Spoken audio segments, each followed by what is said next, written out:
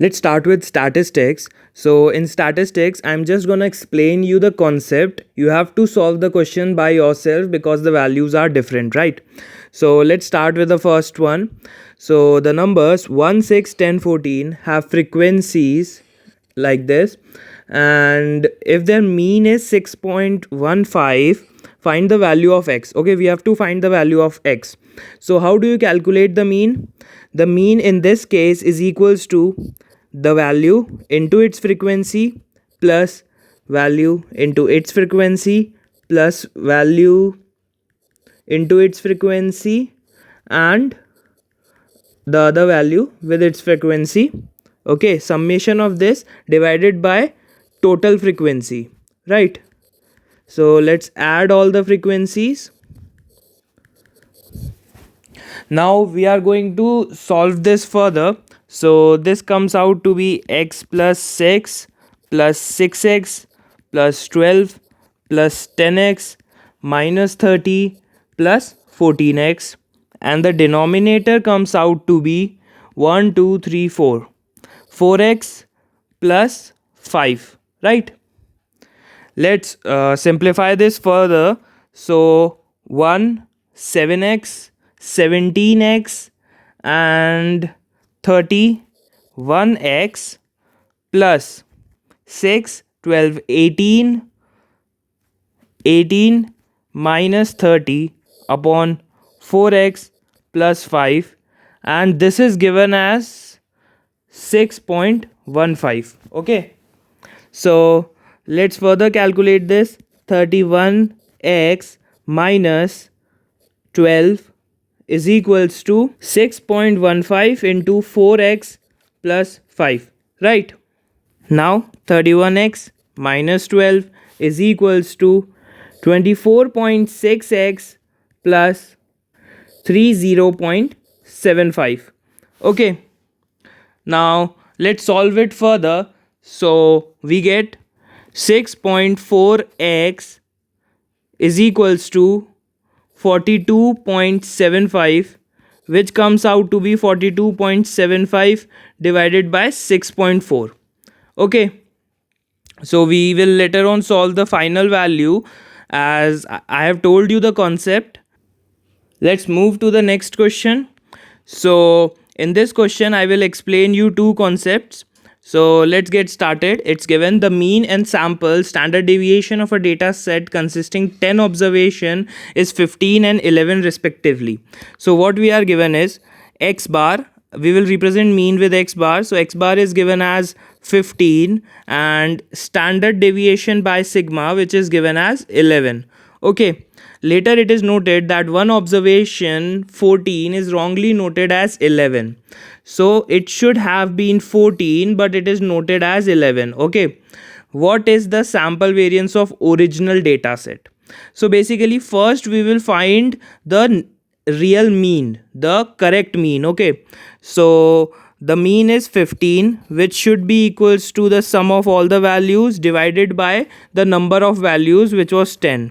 So sum comes out to be 150. But now you know that instead of 14 we had 11, that is 3 less. So the real sum comes out to be 153, and the new mean comes out to be 15.3. Okay, now for standard deviation the formula is root over of sigma xi minus x bar, right, whole square divided by number of values, right? So we will solve this further. So we'll square both the sides, and we know sigma is 11, so we'll square it. 121 equals to summation xi minus x bar whole square summation divided by n, that was total number of values. So here we get 1210 equals to summation xi minus x bar whole square, right? Now in this summation we had 11 minus 15.3 whole square, and instead of this we should have had 14 minus 15.3 whole square. right? So we are going to replace this with this. So we are going to subtract this and add this, right? So let's do it. 14 minus 15.3 is 1.3 whole square, and then we have to subtract 11 minus 15.3, which is 4.3 whole square, and this value will be added to the sum 1210 plus. Okay, so the new summation comes out to be plus minus 16.8, and this comes out to be 1193.2. So this is our new summation. So again, using the formula of standard deviation, we can write 1193.2 divided by 10 whole root over would be our answer, and this is 119.32 root over, and on calculating this comes out to be 10.923. So our value would be approximately 10.92. I hope you understood the logic behind it. Question number 5 says, suppose we have 8 observations, that is, the observations are given. We have to calculate the 10th, 50th, and 100th percentiles. Okay, so the first step you have to do is you have to arrange the data. So let's arrange the data. It would be 23, 31, 34, 36, 77, 84, 89, and then 108. Now the clear thing is 100th percentile is definitely going to be the last number. Okay, so and that's visible in all the options also. So how do we calculate percentile?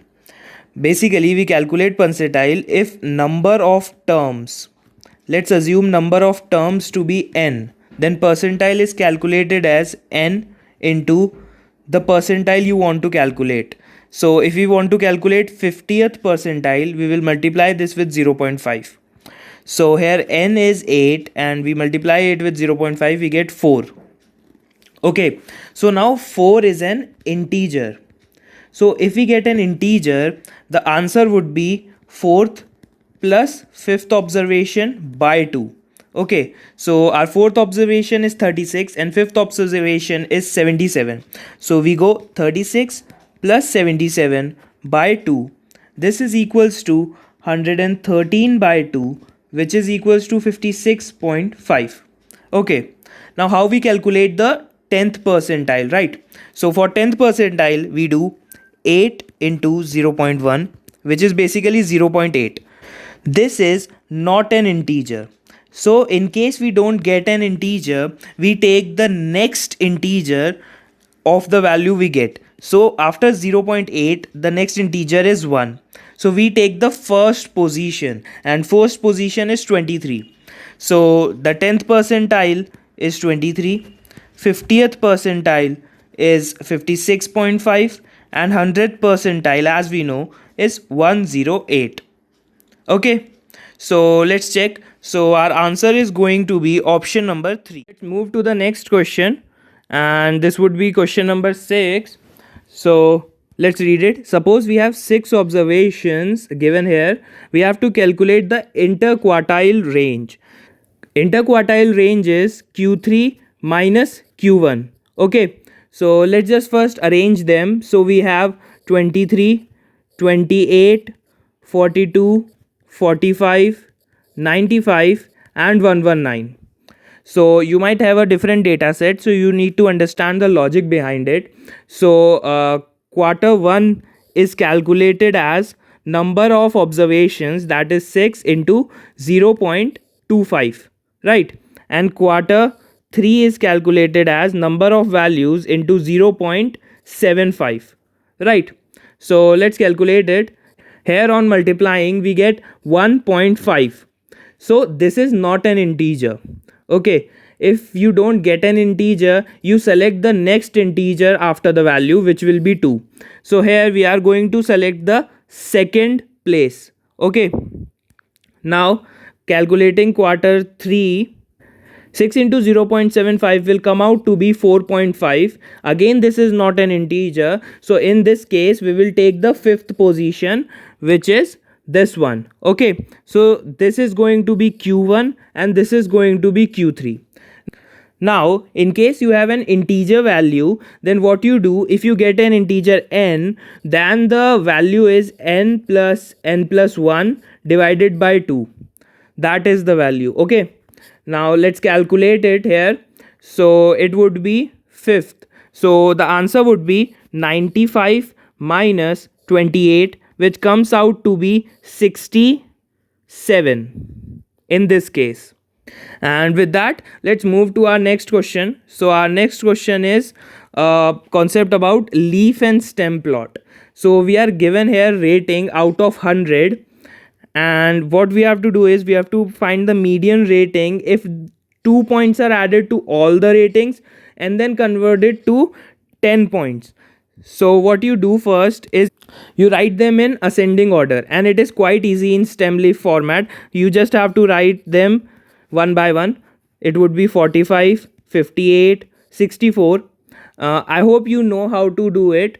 So it's like if you have 4 and then in leaf you have 5, it would be 45. But like in this case you have multiple leaves, so it comes out to be 71, 72 and 76, all values. Okay, so 71, 72, 76, then 83 and then 89. Okay, so let's just first find out the median. We know these are 8 observations, which implies that 8 by 2 is 4, which is definitely an integer. So our median would be fourth value plus fifth value by 2.